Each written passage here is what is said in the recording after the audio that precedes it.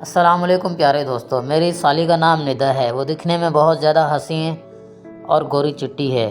مجھے اس کی گوری رنگت ہر طرح متوجہ کرتی تھی۔ ابھی صرف میری منگنی ہی اس کے بہن کے ساتھ ہوئی تھی۔ وہ بہت کم عمر تھی، اس لیے میں اس کا انتخاب نہ کر پایا تھا، بلکہ فرح کے ساتھ ہی میری منگنی ہو گئی تھی، اور وہ بھی میری ہم عمر تھی۔ ہم دونوں کا رشتہ ایک رشتے والی نے کروایا تھا، مگر جب ہم فرح کو دیکھ کر رشتہ پکا کر گئے، پھر میری ملاقات ندا سے ہوئی۔ اسے دیکھ کر میں دنگ رہ گیا تھا۔ وہ دبلی پتلی سی لڑکی، اتنے گہرے نقوش کہ میں بس اسے دیکھتا ہی رہ گیا۔ خدا نے بہت فرصت سے بنایا تھا۔ اس کی روح پرواز کچھ زیادہ بڑے نہیں تھے، جب بھی اٹھی بولنے لگتی، جنہیں دیکھ کر میرا دل قابو ہونے لگتا، ساتھ ہی میں بے اختیار ہو جاتا۔ اب میرے کافی چکر اس کی طرف لگنے لگے تھے۔ مہربان کو بھی نظریں میں رکھتے ہوئے تھا، اور کیا میں ایک موٹو خاتون تھی۔ ابو کی وفات سے پہلے ہی ایک ایکسیڈنٹ میں ہو گئی تھی۔ ان کا بڑا بھائی تھا جو شادی کر کے سیٹ ہو گیا تھا۔ ان کے گھر میں 2 پڑوسی نہیں تھا، مگر یہ ماں اور دونوں بیٹیاں الگ گھر میں، اس لیے میں بھی جب چاہتا وہاں چلا جاتا۔ فرح کا بہانہ بنا دیتا، فرح سے ملنے آیا ہوں، جبکہ میرا اصل مقصد ندا کو دیکھنے کے لیے ہوتا تھا۔ اکثر لائٹ کلر پہنا کرتی تھی۔ وہ بہت زیادہ سفید رنگت کی مالک تھی، جس وجہ سے اسے تیز پہچاننا پسند نہیں کیا تھا۔ بہت زیادہ میک اپ وغیرہ کرتی تھی اور چوڑیاں پہنتی تھی، جبکہ سادہ سی میں بھی بہت زیادہ حسین لگتی تھی۔ ایک دن جب میں ان کے گھر گیا تو فرح اس کی امی مارکیٹ گئی ہوئی تھی، جبکہ ندا کالج سے واپس آئی ہوئی تھی۔ جب وہ واپس آئی، ابھی تک وہ کالج کی یونیفارم میں ہی ہوئی تھی۔ جب میں بیل بجائی تو انہوں نے دروازہ کھولا۔ اس نے کہا، جی آپ اس وقت کتنی دفعہ؟ پھر میں نے اس سے کہا کہ ہاں، اس کی دوست کی طرف آیا ہوا تھا تو سوچا آپ کو لوگوں سے بھی ملتا چلوں۔ اس نے کہا کیوں نہیں، ضرور اندر آئیے۔ تو پھر جب تک آپ میرے ساتھ بیٹھ جائیں۔ تو ندا نے مجھے ہر حال میں بٹھایا اور خود چینج کرنے چلی گئی۔ میں بھی فرح کے انتظار میں اس کے پیچھے پیچھے چلا گیا۔ گھر کا داخلی دروازہ بند تھا اور میں نے موقع سے فائدہ اٹھا کرنے لگا۔ میں ان کے سوراخوں سے ندا کا بھرپور طریقے سے کرنے لگا۔ جب پوری طرح واضح ہو گئی تو اس کا حسن دیکھنے کے لائق تھا۔ پھر اس نے ایک گلابی رنگت کا برقع پہنا اور بلیک وائٹ کلر کا دوپٹہ پہن کر باہر آئی۔ ہمیں فوراً سے نیچے اتر گیا اور سین میں آ کر کھڑا ہو گیا۔ میرے چہرے پر پسینے کی نمودار ہوئی تھی، کیونکہ میں نے نظارہ ہی ایسا دیکھا تھا۔ مجھ پر یقین مت بھرپا ہو گئی تھی۔ وہ تقاضا کرنے لگا تھا، تبھی اچانک دروازے پر پہنچی اور آنٹی کہ مجھے صحیح طریقے سے تو بہت خوش ہوئی۔ کہنے لگی کہ تم کب آئے ہو؟ میں نے ابھی آیا ہوں، بس آنٹی ابھی آیا، وہاں سے فرح سے ملنے آیا تھا۔ وہ مجھے اپنے کمرے میں لے گئی اور آنٹی چائے ان کو وغیرہ لینے کے لیے شاپ پر چلی گئی، کمرے میں چلی گئی، کیونکہ وہ زیادہ اس سے ملتی جلتی نہیں تھی۔ اس کی شخصیت میں کافی وقت تھا جب مجھے اس کی طرف ہمیشہ مائل کرتا اور میں دل چاہتا کہ اپنی آواز سے کچھ بولوں اور میں سنتا رہوں۔ میری طرف متوجہ ہونا ابھی مجھے نظر نہیں آ رہا تھا۔ کچھ ہی دیر بعد آنٹی چائے لے کر آئی اور میں نے چائے پی۔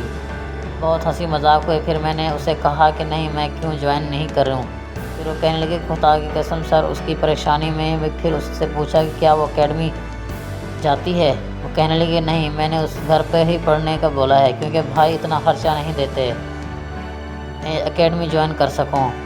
پرانی گریجویشن کر رکھا ہے، اب جاب کرتی ہوں۔ مجھے فرح کے جواب پر کوئی اعتراض نہیں تھا۔ پھر میں نے کہا کہ میں تم کو ٹیوشن پڑھا سکتا ہوں۔ میرا گھر بھی زیادہ دور نہیں تھا، اسی شہر میں تھا، موبائل پر آسانی سے آ جا سکتا تھا۔ امی سے پوچھ کر ہم لوگوں کو تھوڑی بہت گفتگو کی، اس کے بعد ہم لوگ باہر آ گئے۔ فرح میں سے کہا کہ میں اب ندا کو ٹیوشن پڑھانے جانا ہے، اگر آپ کہیں تو اس شام کی بھی تیاری کرا سکتی ہوں۔ کہ میں بہت خوش ہوئی اور کہنے لگی کہ اس سے اچھی بات اور کیا ہو سکتی ہے۔ میرے چہرے پر مسکراہٹ بکھر گئی۔ میں کل 4 بجے کا کہہ کر نکل آیا اور مجھے اچھا موقع فراہم ہو گیا تھا۔ میں نے کہا کہ قریب ہو کر اس سے استعمال کر سکوں گا۔ جب میں نے دیکھتا تو روز سے دھڑکنے لگتا، میرا ہاتھ بھی اوپر کھڑا ہو جاتا اور نہ تھا کہ اندر داخل ہونے کی خواہش ظاہر کرتا۔ یہ تو بہت پتلی تھی، مگر اس کے باوجود اوپر والا نیچے والا حصہ کافی نمایاں تھا۔ جب فرا کا موجود کا مالک تھا تو اس لیے دامن بہت زیادہ کشش تھی، اس کی آنکھوں میں بہت بڑی اور گہری تھی، نہ کبھی بہت لمبی تھی بلکہ کسی گلابی پنکھڑی کی نمان تھے۔ وہ ہمیشہ اپنے بالوں کی کٹنگ کروایا کرتی تھی، وہ مزید پرکشش نظر آتی، اب بالکل کسی گڑیا کی طرح دکھنے میں تھی۔ جو کوئی بھی اسے دیکھتا تو یقیناً اس کے دل میں ندا کو حاصل کرنے کی خواہش جنم لیتی۔ اگلے دن خوب اچھی سے تیار ہو کر پرفیوم وغیرہ لگا کر ندا کو پڑھانے کے لیے چلا گیا۔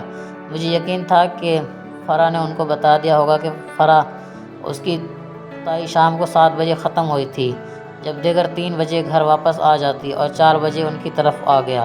جب میں گھر آیا تو فرا نے کہا کہ مجھے سلام کیا اور حال میں بیٹھنے کا کہا، خود بلانے کے چلی گئی۔ خود بندہ کم ہونے لگا، بعد باورچی خانے کے رخ کیا، میرے لیے کسی کھانے پینے کا انتظام کرنے لگی۔ میں ندا کو بغیر فیس کے ہی پڑھا کروں گا، مگر نیند سے وصول ہے کہ یہ اصل کرنا چاہتا تھا۔ وہ تو بس میرا دل ہی جانتا تھا کہ دل میں ملبوس میرے سامنے بیٹھی تھی جس میں وہ قیامت ڈھا رہی تھی۔ اس کی کٹنگ کیے ہوئے بال اس کی خوبصورتی میں مزید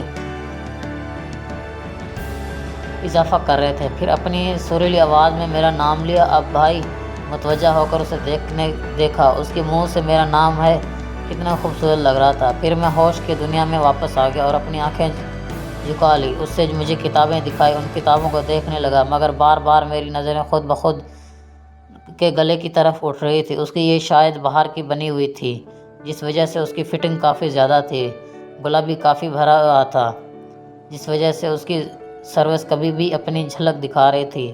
دیکھ کر میرا ہتھیار اور کھڑا ہو رہا تھا۔ میں بھی ایک اچھی شکل کا لڑکا تھا۔ میں کافی دیر تک ندا کو بہت پیار سے پڑھا رہا تھا۔ آنٹی نے چائے بنا کر دی، ہم دونوں نے چائے پی۔ اس کے بعد میں نے کل سے اس کا نمبر لیا اور اسے بھی اپنا نمبر دے دیا۔ کوئی بھی بات ہو تو مجھے بتا دینا۔ فرا کے روم الگ الگ تھے، مجھے پتا تھا کہ رات کو کیوں نہیں ہوتی، اس کا مجھے بہت فائدہ ملنے والا تھا۔